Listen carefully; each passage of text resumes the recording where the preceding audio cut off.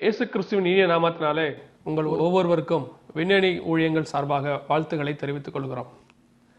இந்த கடைசி காலத்தை குறித்தும் கடைசி கால செய்திகளை குறித்தும் சபைகளிலே சில வருடங்களாக நாங்கள் பிரசங்கித்து வருகிறோம்.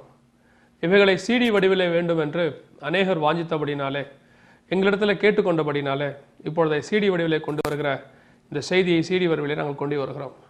இந்த ஊழியங்களுக்காக ஜெபித்துக் கொள்ளுங்கள். கர்த்தருடைய வார்த்தைக்கு நேராய் கடந்து போவோம். இது உங்களுக்கு மிகுந்த ஆசீர்வாதமாக இருக்கும் என்று நான் நம்புகிறேன். ஒரு வசனத்தை நாம் வாசிப்போம். 1 யோவான் எழுதின சுவிசேஷம் 2வது அதிகாரம் 18வது வசனம். 1 யோவான் 2:18. பிள்ளைகளே, இது கடைசி காலமாயிருக்கிறது. அந்தி கிறிஸ்து வருகிறான் என்று நீங்கள் கேள்விப்பட்டபடி இப்பொழுதும் அநேக அந்தி கிறிஸ்துகள் இருக்கிறார்கள். அதனாலே இது கடைசி காலம் என்று அறிகிறோம். இந்த வசனத்தை வாசிக்கும் பொழுது அந்தி கிறிஸ்து என்ற ஒரு மனிதன் வருகிறான். இது கடைசி காலமாக இருக்கிறது. கடைசி காலத்திலே அந்தி கிறிஸ்து என்கிறதான ஒரு மனுஷன் வருவான். அவன் வந்தால் அது கடைசி காலம் என்று யோவான் நமக்கு முன்னறிவிக்கிறார். அநேகர் இந்த உலகத்திலே அநேக நாட்களாக, அநேக வருடங்களாக, அநேக நூற்றாண்டுகளாக சொல்லிக் கொண்டிருக்கிற ஒரு காரியம், கடைசி காலத்திலே இறுதி நாட்களிலே அந்தி கிறிஸ்து என்கிறதான ஒரு மனுஷன் இந்த பூமியிலே வருவான். அவன் இந்த உலகத்தின் கடைசி சர்வாதிகாரியாக இருப்பான். கடைசி காலத்திலே அவன் வந்து இந்த பூமியை 7 ஆண்டு காலம் ஆட்சி செய்வான். அப்பொழுது இந்த உலகமானது மிகுந்த உபத்திரவத்துக்குள்ளாய் கடந்து போகும், மிகுந்த பிரச்சனைக்குள்ளாய் கடந்து போகும். அந்த காலத்திலே உலக மக்கள் அனைவரும் மிகுந்த உபத்திரவத்தை அனுபவிப்பார்கள் என்று வேத வசனம் நமக்கு முன்னறிவிக்கிறது. அப்படி என்று சொன்னால், இந்த அந்தி கிறிஸ்து வருகிறதான காலத்தை குறித்து வேதம் நமக்கு பல முன்னடையாளங்களை அறிவித்திருக்கிறது.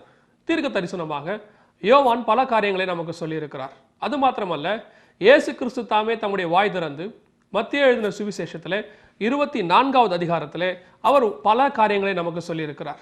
அப்படி இருக்கும் பொழுது இந்த அந்தி கிறிஸ்து எப்பொழுது வருவான், இந்த அந்தி கிறிஸ்து யார் என்கிறதான கேள்வி அநேக நாட்களாக அநேக பரிசுத்தவான்கள் இருதயத்திலே கேட்கப்பட்டு கொண்டே இருந்தது. அது மாத்திரமல்ல, அநேக விசுவாசிகளுக்கும் இந்த அந்தி கிறிஸ்துவை தெரிந்து கொள்ள மிகுந்த ஆவலாய் இருந்தார்கள். இப்பொழுது ஆண்டவர் யோவானுக்கு சொன்ன பிரகாரமாய் இது கடைசி காலமாய் இருக்கிறது, அந்தி கிறிஸ்து வருகிறான் என்று சொல்லியிருக்கிறபடினாலே இந்த அந்தி கிறிஸ்துவை குறித்து நாம் படிக்க போகிறோம். இந்த அந்தி கிறிஸ்து யார், அவன் எங்கிருந்து வருவான், இந்த கடைசி சர்வாதிகாரி எந்த இடத்திலிருந்து வருவான் என்று நாம் படிக்க போகிறோம். இந்த அந்தி கிறிஸ்துவை குறித்து படிக்கிறதுக்கு முன்பதாக, இது அந்தி கிறிஸ்துவை குறித்தான வேத பாடம் அல்ல. அந்தி கிறிஸ்து வருவதற்கு முன்பதாக இயேசு கிறிஸ்து இந்த பூமியிலே வந்து தம்முடைய ஜனங்களை தம்மோடு கூட சேர்த்து கொள்ளுவார் என்று வேத வசனம் 2 தெசலோனிக்கேயர் புஸ்தகம் 2வது அதிகாரத்திலே சொல்லப்பட்டிருக்கிறது. ஆனபடினாலே இந்த அந்தி கிறிஸ்து வருவதை தெரிந்து கொள்வது ஏன் முக்கியம் என்று சொன்னால், அதற்கு முன்பதாக இயேசு கிறிஸ்து இந்த பூமியிலே வரப்போகிறார். வந்து தம்முடைய ஜனங்களை தம்மோடு கூட சேர்த்து கொண்டு அவர் எடுத்துக்கொண்டு பரலோக ராஜ்யத்துக்கு கடந்து போவார் என்று 1 தெசலோனிக்கேயர் 4வது அதிகாரம் 16-17 வசனங்கள் நமக்கு அறிவிக்கிறது. சரி, இந்த அந்தி கிறிஸ்து யார், அவன் எங்கே இருந்து வரப்போகிறான்? இந்த அந்தி கிறிஸ்து வரப்போகிற கடைசி சர்வாதிகாரியை குறித்து பார்ப்பதற்கு முன்பதாக, ஏற்கனவே இவன் 300 முறை இந்த பூமியிலே வந்ததாகவும், அவன் இந்த பூமியிலே வந்திருந்து ஆட்சி செய்ததாகவும், ஆட்சி செய்து அவன் பாதாளத்துக்கு சென்றதாகவும், மீண்டும் பாதாளத்திலிருந்து ஏறி வந்து நாசமடைய போவதாகவும் வேத வசனம் நமக்கு அறிவிக்கிறது. இதை குறித்து நாம் பார்க்க வேண்டும் என்று சொன்னால், வெளிப்படுத்தின விசேஷம் 17வது அதிகாரத்திலே நாம் வாசிக்கும் பொழுது 8வது வசனம், 17வது அதிகாரம் 8வது வசனம், நீ கண்ட மிருகம் முன்னே இருந்தது, இப்பொழுது இல்லை. அது பாதாளத்திலிருந்து ஏறி வந்து நாசமடைய போகிறது. உலக தோற்றம் முதல் ஜீவ புஸ்தகத்தில் பேர் எழுதப்பட்டிராத பூமியின் குடிகள் இருந்ததும் இராமற் போனதும் இனி இருப்பதுமாயிருக்கிற மிருகத்தை பார்த்து ஆச்சரியப்படுவார்கள். நீ கண்ட மிருகம் முன்னே இருந்தது, இப்பொழுது இல்லை. அது பாதாளத்திலிருந்து ஏறி வந்து நாசமடைய போகிறது. அப்படி என்று சொன்னால், இந்த இடத்துல மிருகம் என சொல்லப்பட்டிருக்கிறது அந்தி கிறிஸ்துவை குறிக்கும். நீ கண்ட அந்தி கிறிஸ்து முன்னே இந்த பூமியில இருந்தான், இப்பொழுது அவன் இல்லை. இனிமேல் அவன் பாதாளத்திலிருந்து ஏறி வந்து நாசமடைய போகிறான் என்று யோவானுக்கு ஆண்டவர் வெளிப்படுத்துகிறார். வெளிப்படுத்தும் போது பத்மு தீவிலே இதை யோவானுக்கு சொல்லும் பொழுது அது கிபி 90ஆம் ஆண்டு என்று வேத வல்லுநர்கள் சொல்லுகிறார்கள். கிபி 90லே அந்தி கிறிஸ்து இந்த பூமியிலே இல்லை. அந்தி கிறிஸ்து அதற்கு முன்பதாக இந்த பூமியில இருந்திருக்கிறான். அப்பொழுது கிபி 90லே அவன் இந்த பூமியில இல்லை. மீண்டுமாய் அவன் கடந்து இந்த பூமிக்கு வரப்போகிறான் என்று வேத வசனம் நமக்கு சொல்லுகிறது. அப்படி என்று சொன்னால், முன்னே இருந்த அந்தி கிறிஸ்து யார், அவன் எங்கே இருந்தான், அவன் எப்படி இருந்தான் என்பதை குறித்து பார்க்கும் பொழுது நமக்கு ஒரு தெளிவான விளக்கம் கிடைக்கும். முன்னே இருந்த அந்தி கிறிஸ்துவை குறித்து பார்த்தால் அவன் யார் என்று நாம் தெரிந்து கொண்டால் வரப்போகிற அந்தி கிறிஸ்து அவன்தான், அவன் எப்படிப்பட்டவனாய் இருப்பான் என்பது நமக்கு ஒரு தெளிவான விளக்கம் கிடைக்கும். முன்னே இருந்த அந்தி கிறிஸ்து யார் என்பதை நாம் பார்க்க போகிறோம். தானியேல் தீர்க்கதரிசன புஸ்தகம் 8வது அதிகாரம் 9வது வசனம். அப்பொழுது வெள்ளாட்டுக்கடா மிகுதியும் வல்லமை கொண்டது. அது பலம் கொண்டிருக்கையில் அந்த பெரிய கொம்பு முறிந்து போயிற்று. அதற்கு பதிலாக ஆகாயத்தின் 4 திசைகளுக்கும் எதிராய் விசேஷித்த 4 கொம்புகள் முளைத்தெழும்பினது. அவைகளில் ஒன்றிலிருந்து சின்னதான ஒரு கொம்பு புறப்பட்டு தெற்குக்கும் கிழக்குக்கும் எதிராகவும் சிங்காரமான தேசத்துக்கு நேராகவும் மிகவும் பெரியதாயிற்று.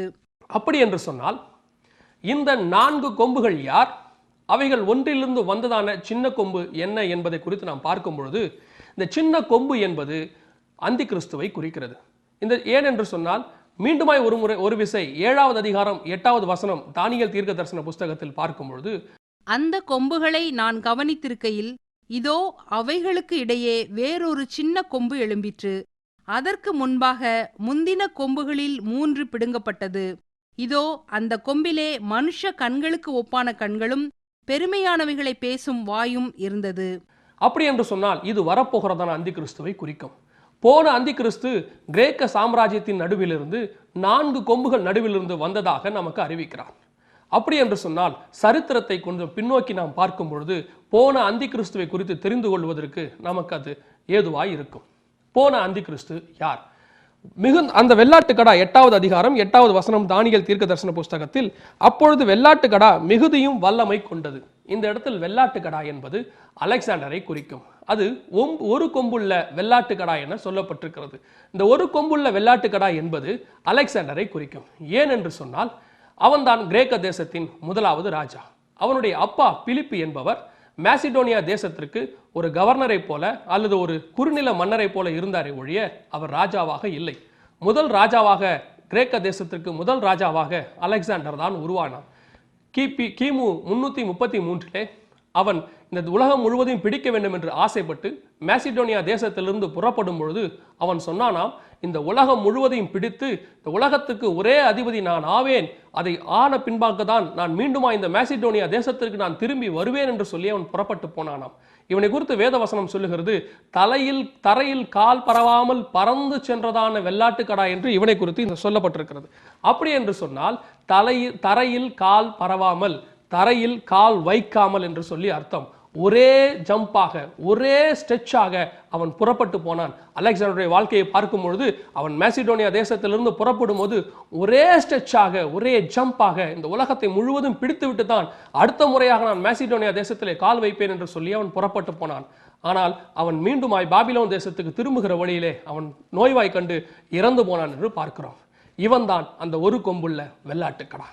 இந்த ஒரு கொம்புள்ள வெள்ளாட்டுக்கடா மிகுதியும் வல்லமையும் கொண்டது. இவன் உலகத்திலே உள்ளதான மிகப்பெரிய பாகங்களை பிடித்தான். நீங்கள் பின்னால் பார்க்கிறதான இந்த மேப்பை பார்க்கும் பொழுது அவன் உலகத்திலே என்னென்ன பகுதிகளை பிடித்தான் என்பது நமக்கு கண்ணுக்கு நேராக தெரிகிறது. இந்த உலகம் முழுவதையும் ஆளுகை செய்ய வேண்டும் என்று அவன் பிரயாசப்பட்டான். அப்படி அவன் புறப்பட்டு போகிறதான வேளையிலே இந்திய தேசத்தை பிடித்துவிட்டு மீண்டுமாய் திரும்புகிறதான வேளையிலே பாபிலோன் தேசத்திலே அவன் நோய்வாய் கண்டு இறந்து போனான் என்று பார்க்கிறோம்.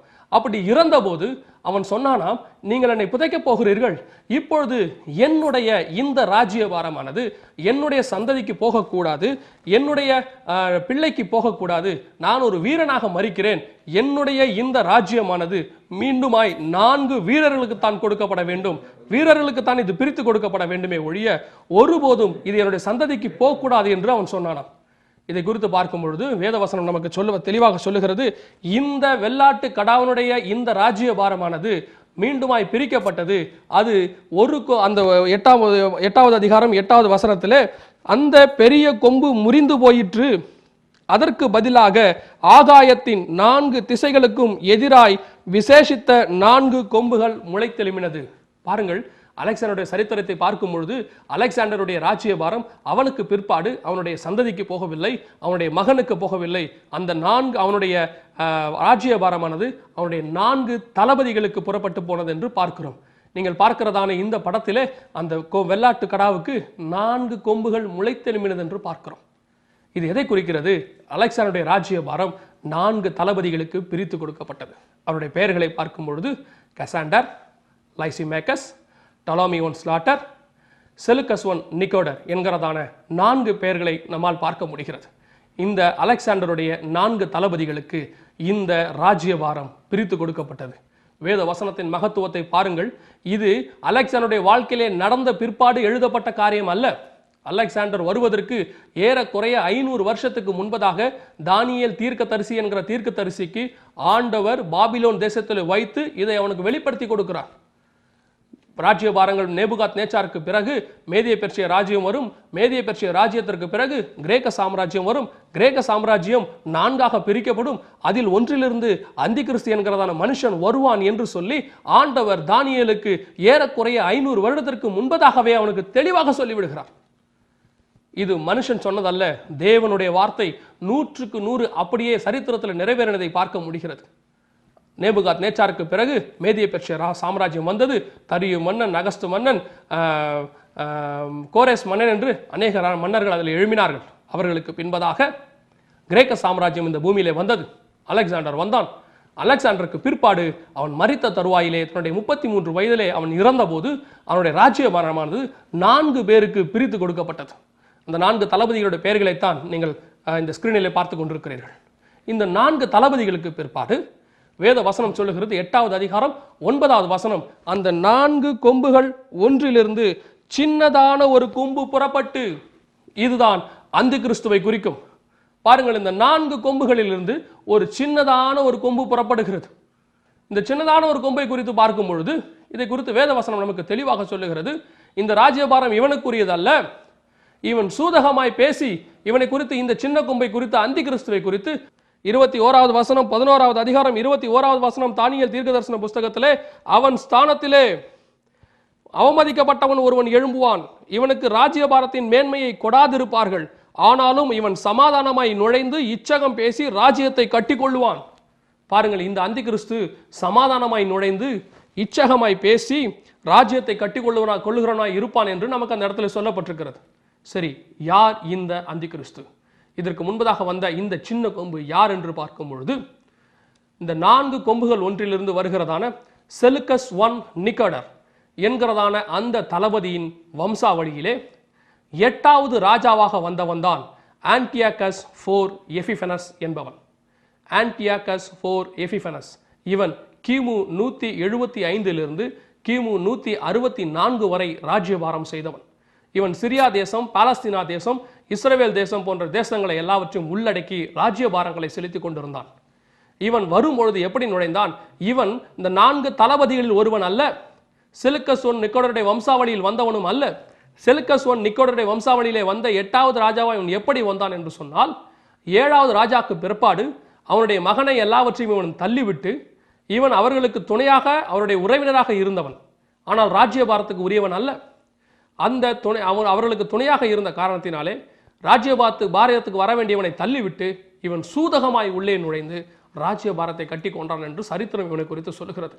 இவனுடைய பெயர் ஆன்டியாகஸ் 4 எபிஃபனஸ். இப்பொழுது நீங்கள் பார்க்கிறீர்களே, இவனுடைய புகைப்படத்தை தான் நீங்கள் பார்த்து கொண்டிருக்கிறது. இது அகழ்வாராய்ச்சியிலே கண்டுபிடிக்கப்பட்ட இவனுடைய புகைப்படம். ஆன்டியாகஸ் 4 எபிஃபனஸ். எபிஃபனஸ் என்று சொன்னால் த விசிபிள் காட் என்ற அர்த்தம், காணக்கூடிய இறைவன் என்று சொல்லி அர்த்தம். இந்த பெயரை சரித்திரத்தில் பார்க்கும் பொழுது இவனே தனக்கு சூட்டி கொண்டதாக சரித்திரம் நமக்கு பின்னணியை அறிவிக்கிறது. தன்னை ஒரு காணக்கூடிய இறைவனாக இவன் காட்டிக்கொண்டானான். 2 தெசலோனிக்கேயர் 2ஆம் அதிகாரம் 6-7 வசனங்களை வாசிக்கும் பொழுது அந்தி கிறிஸ்து தன்னை தேவனாக காட்டிக்கொள்வான், தேவனுக்கு மேலாக தன்னை உயர்த்துவான், தேவாலயத்திலே தேவனை போல உட்காருவான் என்று பவுல் நமக்கு முன்னறிவிக்கிறார். இவன் ஏற்கனவே தேவனை போல தன்னை காட்டிக்கொண்டவன், தேவனாக அறிவித்து கொண்டவன், தேவனாக தன்னுடைய பெயரை வைத்துக் கொண்டவன். அது மாத்திரமல்ல, இவன் அந்தி கிறிஸ்து என்பதற்கு ஆதாரம் அது மாத்திரமல்ல. இந்த 4 கொம்புகள் ஒன்றிலிருந்து எழும்பினதான சின்ன கொம்பு, இந்த 4 தளபதிகள் ஒரு தளபதியாக செலுக்கஸ் ஒன் நிக்கோடருடைய வம்சத்தில் 8வதாக வந்தவன் இவன் என்று பார்க்கிறோம். 17வது அதிகாரம் வெளிப்படுத்தின விசேஷத்தில் சொல்லப்பட்டிருக்கிறது. 8வது 9வது 10வது வசனங்களை வாசிக்கும் பொழுது அந்த இடத்திலே இவன் 8வதாக இருப்பான். வரப்போகிற அந்தி கிறிஸ்து 8வதாக இருப்பான். 7 ராஜாக்கள், 5 பேர் விழுந்தார்கள், ஒருவன் இருக்கிறான், இன்னொருவன் வர வேண்டும். அப்பொழுது வரும்பொழுது அந்த வேழிலிருந்து 8வதாக வருகிறவனே அந்தி கிறிஸ்து என்று யோவான் நமக்கு முன்னறிவிக்கிறார். இந்த அந்தி கிறிஸ்துவும் 8வதிலிருந்து வந்தவன் தான். 8ஆம் அவன் என்று இவனை குறித்து வேத வசனம் நமக்கு சொல்லுகிறது. சரி, போன அந்தி கிறிஸ்து 8ஆவதாய் இருந்தான், அவன் 8ஆவது அவனா என்று அறிவிக்கிறவனாய் இருப்பான் என்று வேதவசனம் சொன்னதை நாம் பார்த்தோம். இந்த அந்தி கிறிஸ்து ஆன்டியாகஸ் போர் எபிஃபனஸை குறித்து சரித்திரங்களிலே நாம் பார்க்கும் பொழுது இவன் மிகப்பெரிய ஒரு கொடுங்கோல் மன்னனாகவும் மிகப்பெரிய காரியங்களை நடப்பிக்கிறவனாகவும் தேவனுக்கு விரோதமாக செயல்படுகிறவனாகவும் இருந்தான். ஆரம்பத்திலே இவன் சிரியா தேசத்தில் இருக்கிற வரைக்கும் எந்த விதமான பிரச்சனையும் வரவில்லை. ஆனால் வேத வசனம் சொல்லுகிறது, அவைகளில் ஒன்றிலிருந்து சின்னதான ஒரு கொம்பு புறப்பட்டு தெற்குக்கும் கிழக்குக்கும் எதிராகவும் சிங்காரமான தேசத்துக்கு நேராகவும் மிகவும் பெரியதாயிற்று. இவன் தெற்குக்கு நேராக போகும்போது பிரச்சனை இல்லை, மேற்குக்கு நேராக போகும்போது பிரச்சனை இல்லை. சிங்காரமான தேசத்துக்கு நேராக வந்தபோது, எருசலேமுக்கு நேராக வந்தபோது மிகப்பெரிய பிரச்சனையை உருவாக்கினான். அப்பொழுதுதான் இவன் அந்தி கிறிஸ்துவாக மாறினான்.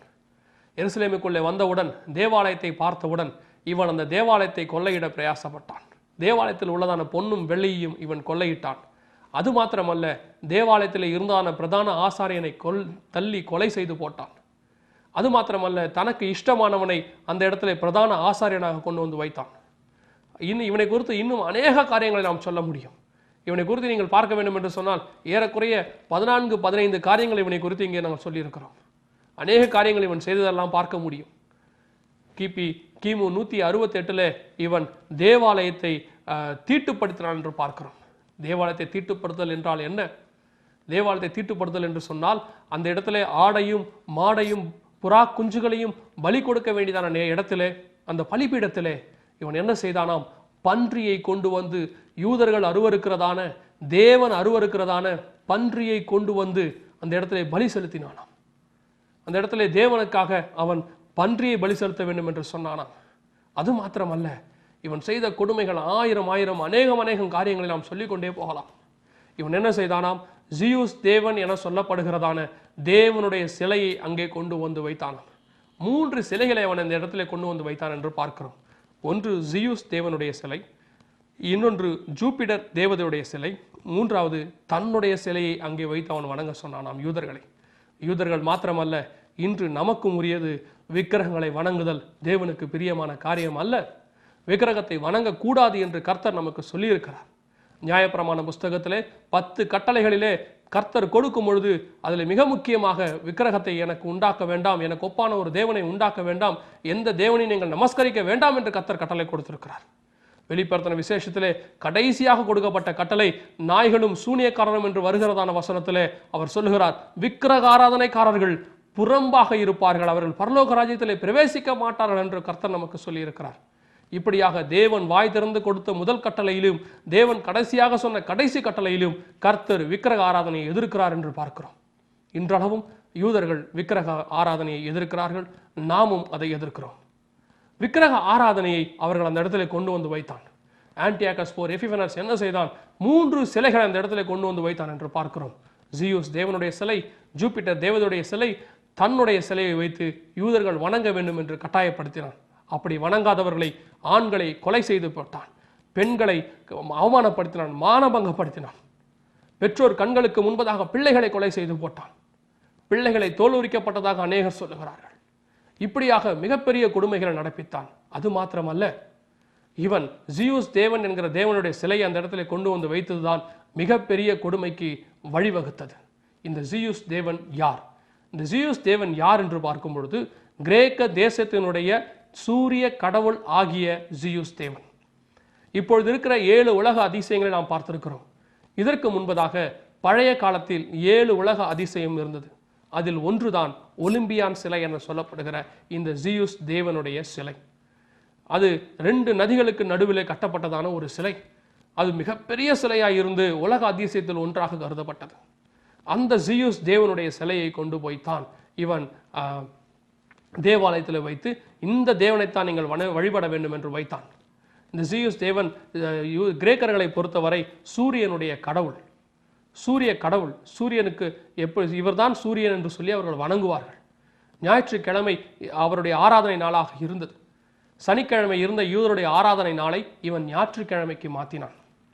உங்களுக்கு ஒரு சந்தேகம் வரும், அப்படி என்று சொன்னால் ஞாயிற்றுக்கிழமை ஆராதிக்கிற நாமும் இந்த ஜியூஸ் தேவனுடைய நாளைத்தான் ஆராதிக்கிறோமோ? நம்முடைய ஆராதனை தப்பா? சிலர் சொல்லுகிறபடி 7ஆம் நாள் தான் ஆராதனைக்குரிய நாளாக இருக்குமோ என்று நீங்கள் கருதுவது புரிகிறது. நம்முடைய நாள் எல்லா நாளும் கர்த்தர் நமக்கு கொடுத்திருக்கிற நாள். எல்லா நாளும் கர்த்தரை ஆராதிக்கலாம், எங்கும் கர்த்தரை ஆராதிக்கலாம். விசேஷமாக சொல்ல வேண்டும் என்று சொன்னால், புதிய உடன்படிக்கை உயிர்த்தெழுந்த ஆண்டவர் வாரத்தின் முதலாம் நாள் உயிர்த்தெழுந்தபடியினாலே நமக்கு புதிய உடன்படிக்கை வாரத்தின் முதலாம் நாள் ஆரம்பித்தது என்று பார்க்கிறோம். நாம் புதிய உடன்படிக்கைக்கு உரியவர்கள். நாம் நியாயப்பிரமாணத்துக்கு உரியவர்கள் அல்ல, கிருபையின் பிரமாணத்துக்கு உரியவர்கள். கிறிஸ்து வாரத்தின் முதலாம் நாள் உயிர்த்தெழுந்து புதிய உடன்படிக்கையை ஆரம்பித்து வைத்தபடினாலே நாம் ஞாயிற்றுக்கிழமை தேவனை ஆராதிக்கிறோம். ஞாயிற்றுக்கிழமை மாத்திரமல்ல, 7 நாளும் கர்த்தரை ஆராதிக்கலாம். எல்லா நாளும் கர்த்தரை ஆராதிக்கலாம். எல்லா நாளும் கர்த்தர் கொடுத்த நாள், எல்லா நாளும் நல்ல நாள் தான். இதில் கெட்ட நாள், கெட்ட நேரம், கெட்ட மணி நேரம் என்பது ஒன்றும் இல்லை. எல்லா நாளும் நல்ல நாள் தான், எல்லா நேரமும் நல்ல நேரம் தான். சரி, இந்த ஞாயிற்றுக்கிழமை ஆராதனையை இவன் கொண்டு வந்தானோ, கொண்டு வந்து யூதர்கள் யாரும் ஓய்வு நாளை அனுசரிக்க கூடாது, ஓய்வு நாளாக ஞாயிற்றுக்கிழமை தான் அனுசரிக்க வேண்டும் என்று சொல்லி இவன் செய்தான். இது மாத்திரமல்ல, எருசலேம் தேவாலயத்தை கடைசியிலே இவன் தீட்டுப்படுத்தினான். எருசலேம் தேவாலயத்தை எரித்தான், இடித்தான், பல காரியங்களை இவன் நடப்பித்தான். எருசலேம் நகரம் எங்கும் இரத்த வெள்ளம் ஓடினதாக சரித்திர ஆராய்ச்சியாளர்கள் சொல்லுகிறார்கள். எருசலேமின் வீடுகள் எல்லாம் தீக்கிரையாக்கப்பட்டன, கொளுத்தப்பட்டன, ஜனங்கள் எல்லாம் கொலை செய்யப்பட்டார்கள். இப்படியாக இந்த ஆன்டியோகஸ் ஓர் எபிஃபனஸ் ஒரு மாபெரும் அந்தி கிறிஸ்துவின் வேலையை நடப்பித்து முடித்தான். இவன்தான் 4 கொம்புகள் நடுவிலிருந்து வந்ததான சின்ன கொம்பு. இவனை குறித்து 11ஆம் அதிகாரம் முழுவதும் தானியேல் தீர்க்கதரிசன புஸ்தகத்திலே தெளிவாக சொல்லப்பட்டிருக்கிறது. ஒரு மனிதனை குறித்து இவ்வளவு தெளிவாக வேத வசனம் வேறு யாருக்கும் விளக்கத்தை கொடுத்ததில்லை. இவனுடைய சரித்திரத்தை குறித்து வேத வசனம் தெளிவாக சொல்லுகிறது. அப்படியாக இந்த ஆன்டியோகஸ் ஓர் எபிஃபனஸ் மகா பெரிய சங்காரம் ஒன்றை எருசலேம் வீதிகளிலே நடப்பித்து முடித்தான். எருசலேம் தேவாலயத்தில் நடப்பித்து முடித்தான். எருசலேம் யூதர்களுக்கு எதிராக அவன் நடப்பித்து முடித்தான் என்று பார்க்கிறோம். இவனை குறித்துதான் 8ஆம் அதிகாரம் 9ஆம் வசனம் தானியேல் தீர்க்கதரிசன புஸ்தகம் சொல்லுகிறது. 4 கொம்புகள் ஒன்றிலிருந்து வந்ததான சின்ன கொம்பு. இன்னும் இவனை குறித்து அநேக காரியங்களை சொல்லிக்கொண்டே போக முடியும். ஆனால் நாம் வரப்போகிற அந்தி கிறிஸ்துவை குறித்து படிக்க விரும்புகிறோம். பாருங்கள், இப்பொழுது நீங்கள் பார்த்து கொண்டிருக்கிறதான இந்த காயின் அவன் உருவாக்கினதான ஒரு காயின், அவனுடைய காலகட்டத்தில் போடப்பட்டதான ஒரு காயின். இதே மாதிரி இந்த ஜீயஸ் தேவனுக்கு இவன் நிறைய பீடங்களை உண்டாக்கி இருக்கிறான், பலிபீடங்களை உண்டாக்கி இருக்கிறான். அது மாத்திரமல்ல, இவன் இந்த ஜீயஸ் தேவனைத்தான் யூதருடைய தேவன் என்று சொல்லி அங்கீகரிக்க வேண்டும் என்று சுற்றறிக்கை அனுப்பினானாம். இப்படியாக இவனை குறித்து அநேக காரியங்கள் சொல்லப்பட்டிருக்கிறது. இன்னும் ஒரு விஷயத்தை இவனை குறித்து நாம் பார்க்கலாம். இவனை குறித்து தள்ளுபடியாகும் என சொல்லப்படுகிறதான மக்கபேயர் புஸ்தகத்தில் 1 மக்கபேயர் புஸ்தகம் 1ஆவது அதிகாரத்திலிருந்து 6ஆவது அதிகாரம் வரைக்கும் இந்த ஆன்டியோகஸ் ஓர் எபிஃபனஸனுடைய வாழ்க்கை சரித்திரம் தீர்க்க தரிசனமாக அல்ல, சரித்திரமாக கொடுக்கப்பட்டிருக்கிறது. நடந்ததை அவன் காலத்திலிருந்து ஒரு மக்கபேயர் என்கிற காலத்தில் எழுதப்பட்டிருக்கிறது. இவன் எப்படி தீர்க்க தரிசனமாக முன்னறிவிக்கப்பட்டதோ அப்படியே அந்த எருசலேமுக்குள்ள நுழைந்து தீங்குகளை நடப்பித்தான் என்று பார்க்கிறோம். இந்த ஆன்டியோகஸ் ஓர் எபிஃபனஸ் உலகம் முழுவதற்கும் ஒரே மொழி, ஒரே கலாச்சாரம், ஒரே கடவுள் இருக்க வேண்டும் என்று ஒரு உத்தரவை போட்டான் என்று 1ஆவது அதிகாரத்தில் 59ஆவது வசனத்தில் நாம் வாசிக்கிறோம் 1 மக்கபேயர் புஸ்தகத்தில். இதைத்தான் இப்பொழுது ஒன் வேர்ல்ட் ஆர்டர் என்று புதிதாக இப்பொழுது உருவாக்கி இருக்கிறார்கள். மீண்டுமாய் அந்தி கிறிஸ்து வருவதற்கு உலகம் ஆயத்தமாகி கொண்டிருக்கிறது என்பதற்கு இது மிகப்பெரிய ஒரு ஆதாரம். மீண்டுமாய் இந்த அந்தி கிறிஸ்து உலகத்திலே வரப்போகிறான். இந்த அந்தி கிறிஸ்து யார்? போன அந்தி கிறிஸ்துவின் பெயர் ஆன்டியோகஸ் ஓர் எபிஃபனஸ் என்று பார்த்தோம். இப்பொழுது மீண்டுமாய் இவனையத்தான் இந்த பூமியிலே வரப்போகிறான். இப்படி சொன்னவுடன் அநேகருக்கு ஒரு சந்தேகம் வரும். எபிரேயர் புஸ்தகத்தில் வாசிக்கிறோம், ஒரே தரம் மரிப்பதும் பின்னர் நியாய தீர்ப்படைவதும் மனுஷருக்கு நியமிக்கப்பட்டிருக்கிறபடியே. அப்படி என்று சொன்னால் இவன் ஏற்கனவே மரித்து போய்விட்டானே, இவன் எப்படி மீண்டுமாய் இந்த பூமிக்கு வருவான் என்று சொல்லி அநேகர் சந்தேகப்படலாம். நான் உங்களுக்கு வேதத்திலிருந்து ஒரு உதாரணத்தை சொல்லுகிறேன். யோவான் ஸ்நானகனை குறித்து ஆண்டவர் சொல்லுகிறார், இவன் எலியாவின் ஆவியோடு கூட வந்தான். இவன் எப்படி எலியாவின் ஆவியோடு கூட யோவான் ஸ்நானகன் இந்த பூமியிலே வந்தானோ, அதை போலவே இந்த ஆன்டியோகஸ் ஓர் எபிஃபனஸ் என்கிற ஆவியோடு கூட இந்த அந்தி கிறிஸ்து வரப்போகிற அந்தி கிறிஸ்து வரப்போகிறான். ஏனென்று சொன்னால் வெளிப்படுத்தின விசேஷம் 17ஆவது அதிகாரம் நமக்கு இதைத்தான் காட்டுகிறது. 8, 9, 10 வசனங்களை வாசிக்கும் பொழுது, இருந்ததும் இராததும் வரப்போகிறதும் ஆகிய மிருகமே. அப்படி என்று சொன்னால் இருந்தவன் இப்பொழுது இல்லை, கிபி 90 அவன் இல்லை. இனிமேல் வரப்போகிறவன் எப்பொழுது வருவான்? 1 யோவான் 2:18 சொல்லுகிறது, இவன் கடைசி காலத்தில் வருவான். இது கடைசி காலமாக இருக்கிறது என்பதற்கு ஆதாரங்களை நாங்கள் சொல்லிக் கொண்டிருக்கிறோம். அந்தி கிறிஸ்து வரப்போகிறான்.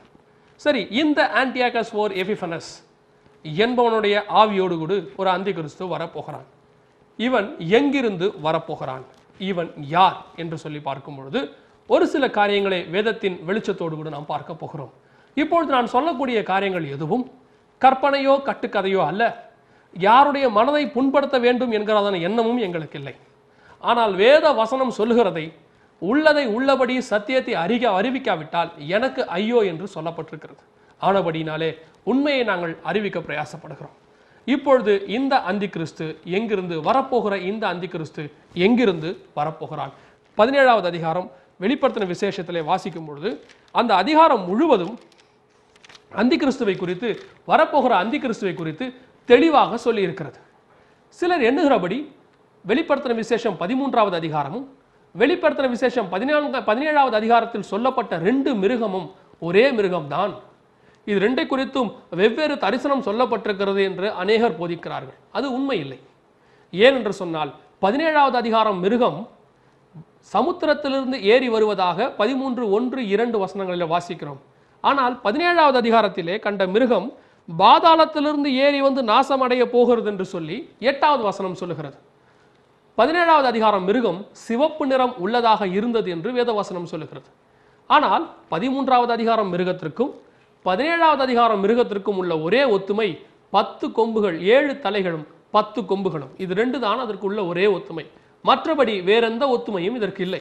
13வது அதிகாரத்தை குறித்து படிப்போமானால் அது தனி தலைப்பாகிவிடும். அது இப்பொழுது நம்முடைய தலைப்பு அல்ல. இப்பொழுது நாம் பார்க்க போகிறது 17வது அதிகாரத்தின் மிருகத்தை குறித்து, அந்தி கிறிஸ்துவை குறித்து. இவன் எங்கிருந்து வரப்போகிறான்?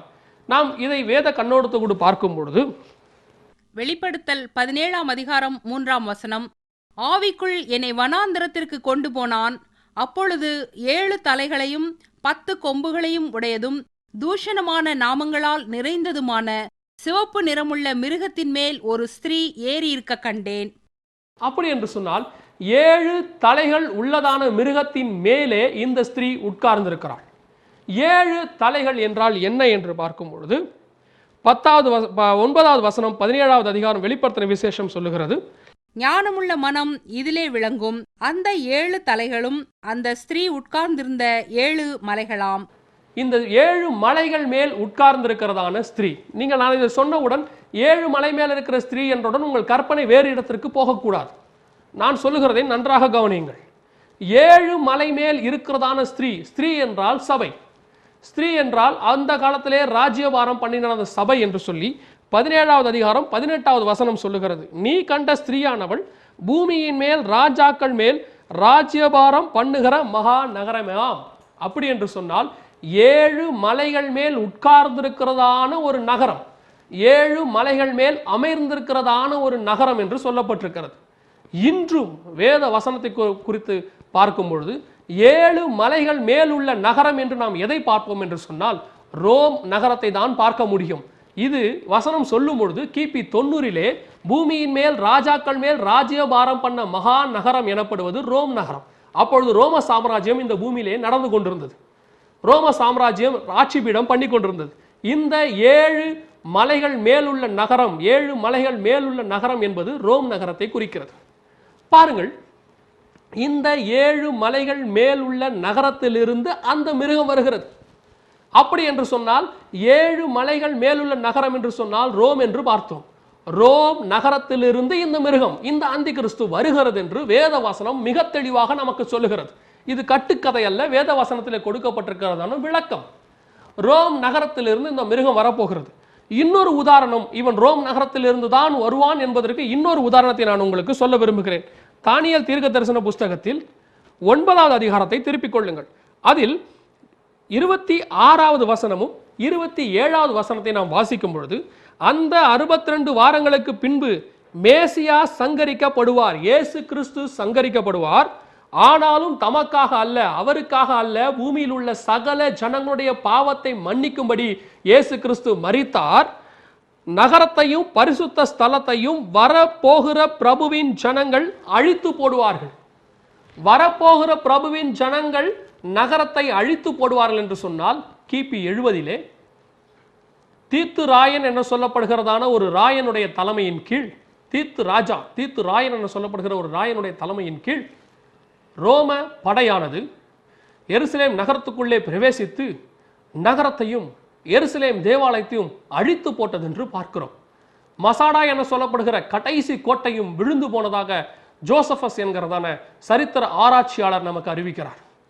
ஜோசபஸ் என்பவர் ஆராய்ச்சியாளர்கள் எல்லோராலும் அங்கீகரிக்கப்பட்டதான ஒருவர். அவர் தேவ மனுஷன் அல்ல, அவர் உலக பிரகாரமான ஒரு மனிதர். அவர் உலக பிரகாரமான ஆராய்ச்சிகளை மேற்கொண்டு பல சரித்திர உண்மைகளை வெளியே கொண்டு வந்தவர். அவர் சொல்லுகிறார், மசாடா கோட்டை தான் கடைசியாக ரோமர்களால் தீத்து ராயன் தலைமையின் கீழ் உடைக்கப்பட்டதாக அவர் சொல்லுகிறார்.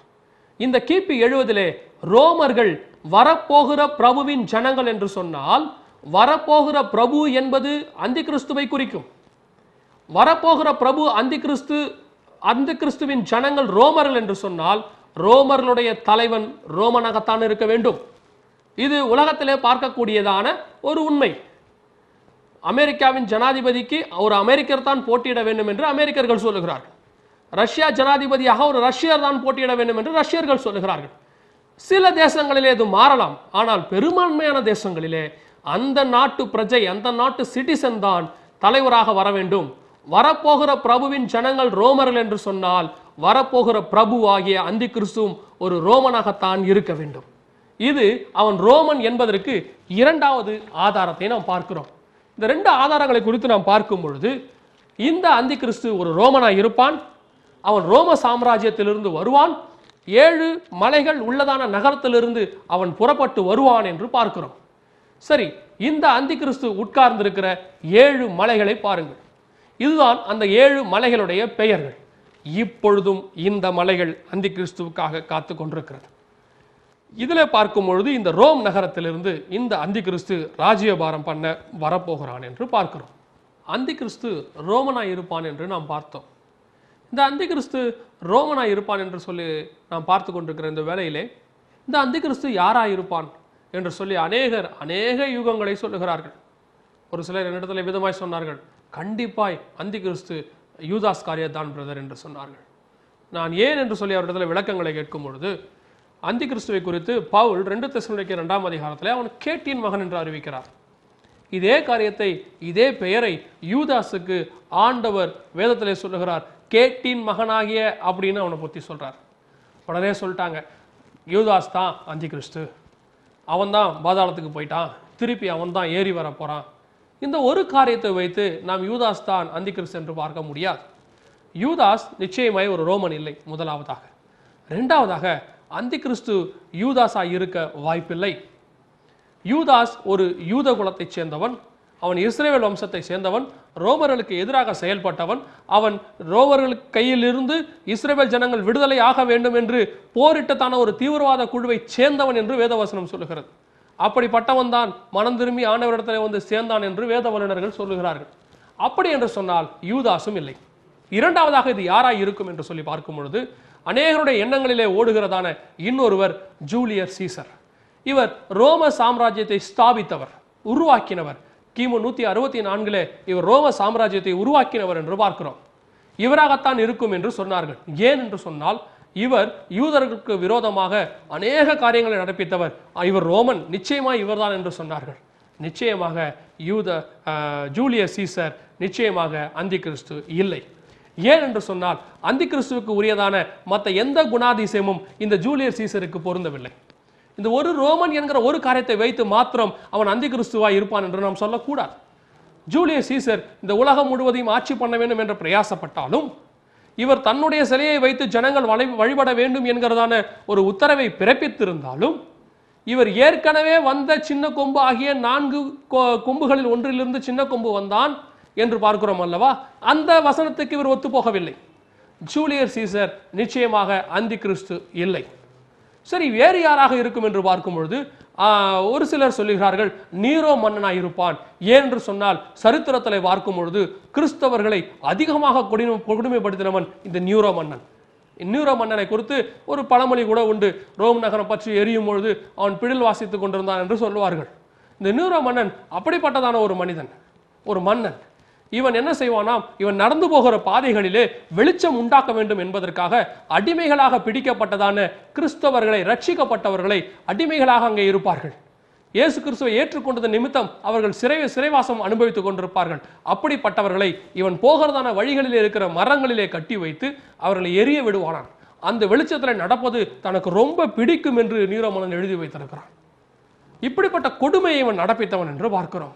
ஆனால் மற்ற எந்த குணாதிசயமும் அந்தி கிறிஸ்துவுக்கும் இவனுக்கும் பொருந்தவில்லை. ஆனபடினாலே நீரோ மன்னனும் கிடையாது. கடைசியாக எல்லோரும் சேர்ந்து ஒரு முடிவை கட்டி ஒருத்தன் தலையிலே அந்த பங்கை தூக்கி வைத்தார்கள். அது யார் என்று பார்க்கும் பொழுது அடால்ஃப் ஹிட்லர்.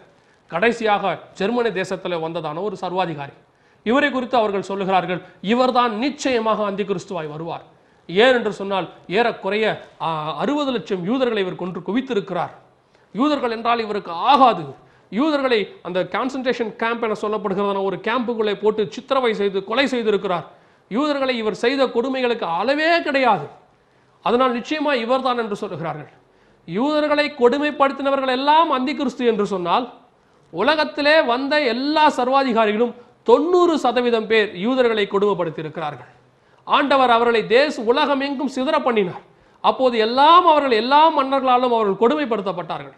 ரஷ்யாவிலே சர்வாதிகாரியாகிய ஸ்டாலின் கரத்திலே அவர்கள் கொடுமைப்படுத்தப்பட்டார்கள். நேபுகாத் நேச்சார் கரத்திலே அவர்கள் கொடுமைப்படுத்தப்பட்டார்கள். சனகரிப் கரத்திலே அவர்கள் கொடுமைப்படுத்தப்பட்டார்கள். எந்தெந்த சாம்ராஜ்யம் பூமியிலே வந்ததோ எல்லா சாம்ராஜ்யத்தின் கையிலையும் அவர்கள் கொடுமைப்படுத்தப்பட்டார்கள். இது ஒரு காரியத்தை வைத்து அவன்தான் அந்தி கிறிஸ்துவாய் இருப்பான் என்று நம்மால் சொல்ல முடியாது. ஏனென்று சொன்னால் ஹிட்லர் ஒரு ஆரிய வம்சத்தை சேர்ந்தவர்.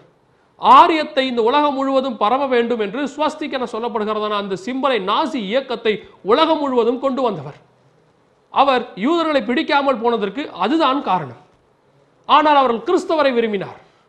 ஆனால் வரப்போகிற அந்தி கிறிஸ்து யூதர்களை மாத்திரமல்ல, கிறிஸ்தவர்களையும் அதிகமாக கொடுமைப்படுத்துவான்.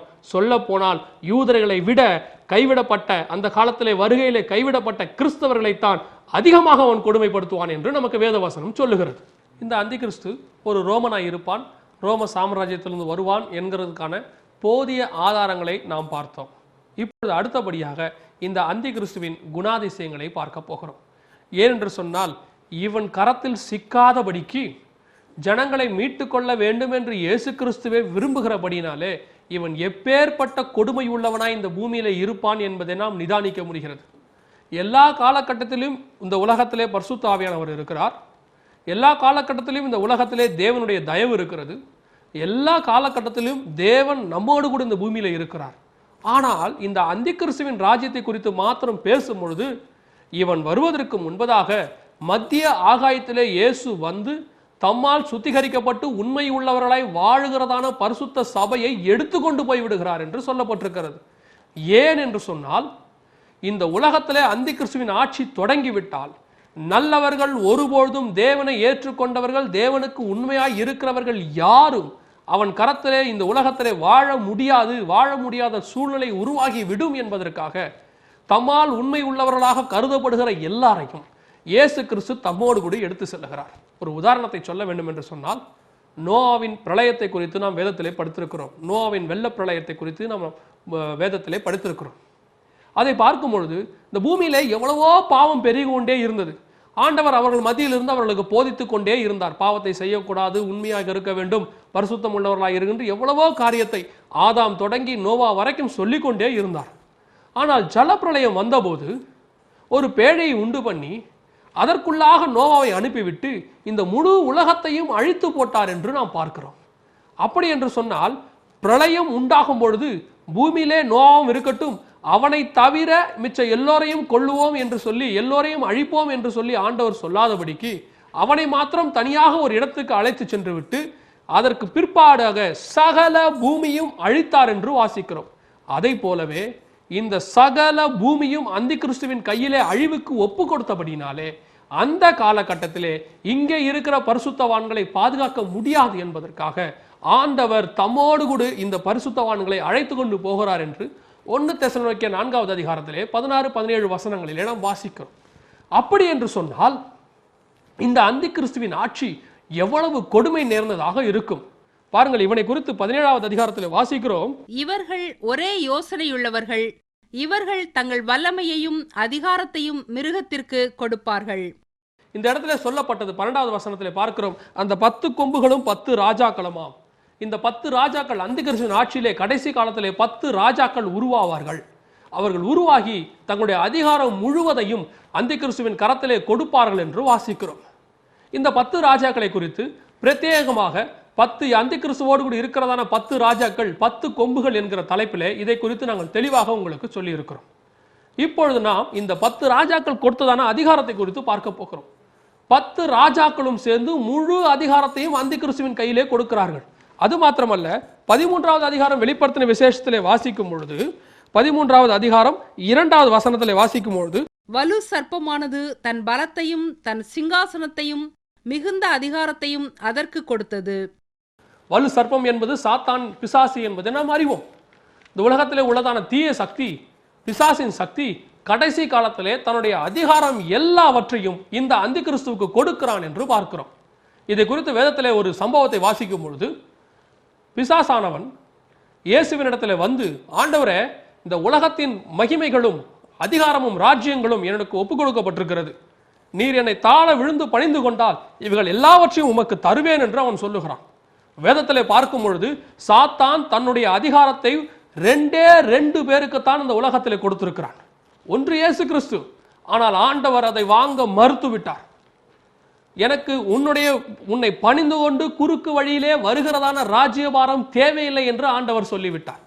இன்று எத்தனையோ பேர் சந்தோஷங்களை பெற்றுக்கொள்வதற்காக, ஆசீர்வாதங்களை பெற்றுக்கொள்வதற்காக தாங்கள் கிறிஸ்தவர்கள் என்பதை மறைத்து போலி சான்றிதழ் வாங்கி சான்றிதழிலே பெயர் மாற்றி எத்தனையோ காரியங்களை செய்து குறுக்கு வழியிலே ஆசீர்வாதத்தை பெற்றுக்கொள்கிறார்கள். ஆனால் உலகத்தின் மொத்த ஆசீர்வாதமும் நான் உனக்கு தருகிறேன் என்று சாத்தான் சொன்னபோது இயேசு சொல்லுகிறார், இந்த மொத்த அதிகாரமும் தேவனுக்குரியது என்பதை அறிந்தபடியினாலே சொல்லுகிறார், பிதாவாகிய தேவன் ஒருவரை தவிர வேறு ஒருவரையும் பணிந்து கொள்ளாது இருப்பாயாக என்று எழுதியிருக்கிறது என்று சொல்கிறார். அவரை பணிந்து கொண்டால் சகலமும் எனக்கு கொடுக்கப்படும் என்பதற்கு ஆண்டவர் அவனுக்கு கொடுத்திருக்கிறதான பதில். இதை அடுத்து இதற்கு பிற்பாடு அவன் இன்னும் ஒரே ஒருத்தருக்குத்தான் இந்த அதிகாரத்தை கொடுத்தான் என்று வாசிக்கிறோம். 13வது அதிகாரத்திலே அந்திகிறிஸ்துவின் கடைசி சாம்ராஜ்யத்திற்கு, அந்திகிறிஸ்துவின் கையிலே இந்த அதிகாரத்தை அவன் கொடுத்தான் என்று வாசிக்கிறோம். அப்படி என்று சொன்னால் இயேசு கிறிஸ்துவுக்கு ஆஃபர் பண்ண அந்த அதிகாரத்தை அவன் அந்திகிறிஸ்துவுக்கு ஆஃபர் பண்ணுகிறான் என்று சொன்னால் நீங்கள் அந்திகிறிஸ்து எப்பேற்பட்டவனாய் இருப்பான் என்பதை புரிந்து கொள்ளுங்கள். இயேசு கிறிஸ்துவுக்கு ஈக்குவலாக இந்த உலகத்திலே தன்னுடைய அதிகாரத்தை நிலைநாட்டக்கூடியவனாக, சாத்தானால் நம்பப்படுகிறவனாக, சாத்தான் தான் நம்பி தன்னுடைய முழு அதிகாரத்தையும் ராஜ்யத்தையும் அந்திகிறிஸ்துவுக்கு கொடுக்கிறான் என்று சொன்னால் அந்திகிறிஸ்து என்கிறதான அந்த மனிதன் எப்பேற்பட்டவனாய் இருக்க வேண்டும். ஆதாம் கரத்திலிருந்து பிடிக்கிக் கொண்ட தன்னுடைய அதிகாரம் முழுவதையும், அந்த ஒரு மனிதன் கரத்திலிருந்து பிடுங்கிக் கொண்ட எல்லா அதிகாரத்தையும் இன்னொரு மனிதனை நம்பி அவன் தருகிறான் என்று சொன்னால் அந்த மனிதன் சாத்தானுக்கு எப்பேற்பட்ட உண்மை உள்ளவனாய் இருக்க வேண்டும். சாத்தானுக்கு உண்மையுள்ள ஒரு மனுஷனுடைய ராஜ்யபாரம் இந்த பூமியிலே வரப்போகிறது. சாத்தானுக்கு உண்மையுள்ள ஒரு மனுஷனுடைய ஆளுகையானது இந்த உலகம் முழுவதையும் ஆளுகை செய்ய போகிறது. இந்த இடத்துல பார்க்கும் பொழுது சாத்தானுடைய அதிகாரம் இவனுக்கு கிடைக்கிறது. 17வது அதிகாரத்தில் நாம் வாசித்தோம் 10 ராஜாக்களுடைய அதிகாரம். அது என்று எதை குறிக்கிறது சொன்னால் இந்த உலகத்திலே உள்ளதான மக்களுடைய ஆதரவு. சாத்தானுடைய அதிகாரம் அவனுக்கு கொடுக்கப்படுகிறது, மக்களுடைய ஆதரவு அவனுக்கு கொடுக்கப்படுகிறது. அதன் மாத்திரம் அல்ல, இந்த உலகத்தின் உள்ள சகல மகிமையும் அவன் கரத்தில் கொண்டு போய் கொடுக்கப்படுகிறது. 13வது அதிகாரத்தில் இவனை குறித்து வாசிக்கும் பொழுது என்ன சொல்லப்பட்டிருக்கிறது என்று சொன்னால், வெளிப்படுத்தின விசேஷம் 13வது அதிகாரத்திலே 5வது வசனத்திலே, மேலும் பரிசுத்தவான்களோட யுத்தம் பண்ணி அவர்களை ஜெயிக்கும்படிக்கு அதற்கு அதிகாரம் கொடுக்கப்பட்டதும் அல்லாமல் ஒவ்வொரு கோத்திரத்தின் மேலும் பாஷைக்காரர் மேலும் ஜாதிகள் மேலும் அதற்கு அதிகாரம் கொடுக்கப்பட்டது. பாருங்கள், உலகத்திலே இதுவரைக்கும் பரிசுத்தவான்களை ஜெயிக்கிற அதிகாரம் யாருக்கும் கொடுக்கப்படவில்லை. இந்த உலகத்திலே இருக்கக்கூடிய எப்பேற்பட்ட ராஜாக்களாய் இருந்தாலும் சரி, எப்பேற்பட்ட மேன்மை உள்ளவர்களாய் இருந்தாலும் சரி, ஜனாதிபதிகளாய் இருந்தாலும் சரி, பிரதமராய் இருந்தாலும் சரி, பரிசுத்தவான்களுக்கு முன்பதாக ஒன்றும் செய்ய முடியாது. பரிசுத்தவான்களுக்கு விரோதமாக எழும்பின ராஜ்யங்கள் கவிழ்க்கப்பட்டிருக்கிறது. பரிசுத்தவான்களுக்கு விரோதமாக எழுதப்பட்ட சட்டங்கள் முறியடிக்கப்பட்டிருக்கிறது. பரிசுத்தவான்களுக்கு விரோதமாக எழும்பின ராஜாக்கள், ராஜஸ்திரீகள் எல்லாம் கவிழ்க்கப்பட்டிருக்கிறார்கள். பரிசுத்தவான்களுக்கு விரோதமாக ஒருவரும் எழும்ப முடியாது. அப்பேற்பட்ட இந்த உலகம் தொடங்கின நாள் முதல் கொண்டு இன்று வரைக்கும் கர்த்தர் சொல்லுகிறார், திடம் கொள்ளுங்கள், உலகத்தை நான் ஜெயித்தேன் என்று சொல்லுகிறார். அப்படி உலகத்தை ஜெயித்து சகல அதிகாரங்களையும் கர்த்தர் நம்முடைய பரிசுத்தவான்களுடைய கரத்திலே கொடுத்திருக்கிறார். அப்பேற்பட்ட பரிசுத்தவான்கள் எல்லோரும் எடுத்துக்கொள்ளப்பட்ட பின் கைவிடப்பட்டவர்கள் இங்கே இருப்பார்கள். அந்திகிறிஸ்துவின் ஆட்சியிலே 7 ஆண்டு காலம் இந்த உலகத்தின் ஆட்சியிலே அந்திகிறிஸ்துவின் கையிலே கைவிடப்பட்டவர்கள் இந்த உலகத்திலே இருப்பார்கள். அவர்களை மேற்கொள்ளுகிற அதிகாரம் அந்த காலத்திலே இயேசு என்று சொன்னாலும் சரி, இயேசுவின் நாமத்தை விசுவாசித்தாலும் சரி, அந்திகிறிஸ்துவின் ஆட்சியிலே ஒன்றும் நடக்காது. அவர்கள் எல்லோரையும் ஜெயிக்கும்படிக்கு அந்திகிறிஸ்துவுக்கு அங்கே அதிகாரம் கொடுக்கப்பட்டிருக்கிறது. பாருங்கள், இன்னொரு வசனத்தை நான் உங்களுக்கு சொல்லுகிறேன். வெளிப்படுத்தின விசேஷம் 13:14. அது மனுஷருக்கு முன்பதாக வானத்திலிருந்து பூமியின் மேல் அக்கினியை இறங்க பண்ணத்தக்கதான பெரிய அற்புதங்களை நடப்பித்தது. பாருங்கள், அந்திகிறிஸ்து கடைசி காலத்தில் வானத்திலிருந்து அக்கினியை இறக்கத்தக்கதான அற்புதங்களை நடப்பிக்கிறான். இது எதை குறிக்கிறது என்று சொன்னால், அவன் கரத்திலே பூமி ஒப்பு கொடுக்கப்பட்டிருக்கிறது, நாம் காணுகிற இந்த வானமும் ஒப்பு கொடுக்கப்பட்டிருக்கிறது. வானங்கள் என்று சொன்னால் அநேக வானங்கள் இருக்கிறது. பவுல் சொல்லுகிறார், 3வது வானம் வரைக்கும் ஒருவன் எடுத்துக்கொள்ளப்பட்டான். 3வது வானம் என்பது பரலோகத்தை குறிக்கிறது. அதன் மேல் சாத்தானுக்கு அதிகாரம் கொடுக்கப்படவில்லை. ஆனால் வானமண்டலத்தின் பொல்லாத சக்திகள் என சொல்லப்பட்டிருக்கிற சாத்தான் குடியிருக்கிற இடமாகிய அந்த வானத்திலே அங்கே இருந்து அக்கினியை இறக்கும்படிக்கு அதிகாரம் அந்திகிறிஸ்துவுக்கு கொடுக்கப்படுகிறது. எலியாவின் காலத்திலே வானத்திலிருந்து அக்கினி இறக்கும்படிக்கு பாகால் தீர்க்கதரிசிகளுக்கும் தேவனுடைய தீர்க்கதரிசியாகிய எலியாவுக்கும் ஒரு போட்டி வந்ததை பார்க்கிறோம். பாகால் தீர்க்கதரிசிகளால் முடியாததை எலியா தீர்க்கதரிசி வானத்திலிருந்து அக்கினியை இறக்கினார் என்று பார்க்கிறோம். அந்த அதிகாரத்தை அந்த பரிசுத்தவான் நடப்பித்ததான் அந்த மகா பெரிய காரியத்தை அந்திகிறிஸ்து நடப்பிக்கிறான். இது எதை குறிக்கிறது? அந்திகிறிஸ்துவுக்கு வானமும் ஒப்பு கொடுக்கப்படுகிறது, பூமியும் ஒப்பு கொடுக்கப்படுகிறது. சாத்தான் அதிகாரத்தை கொடுக்கிறான், மனுஷர் தயவு இருக்கிறது. இதை மீறி அவனை எதிர்த்து ஒரு ஆத்மா இந்த உலகத்தில் வாழ முடியுமா?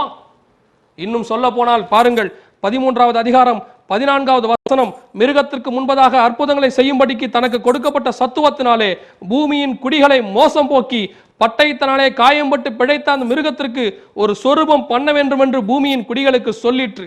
மேலும் அந்த மிருகத்தின் சொரூபம் பேசத்தக்கதாகவும் மிருகத்தின் சொரூபத்தை வணங்காத யாவரையும் கொலை செய்யத்தக்கதாகவும் மிருகத்தின் சொரூபத்திற்கு ஆவியை கொடுக்கும்படி அதற்கு சத்துவம் கொடுக்கப்பட்டது. பாருங்கள், அந்த காலத்தில் ஆவியை கொடுக்கக்கூடிய சத்துவம் யாருக்கு கொடுக்கப்படுகிறது? அந்திகிறிஸ்துவுக்கு கொடுக்கப்படுகிறது. அந்திகிறிஸ்துவோடு கூட இருக்கிறதான கள்ளத்தீர்க்கதரிசிக்கு கொடுக்கப்படுகிறது ஆவியை கொடுக்கத்தக்கதான சத்துவம்.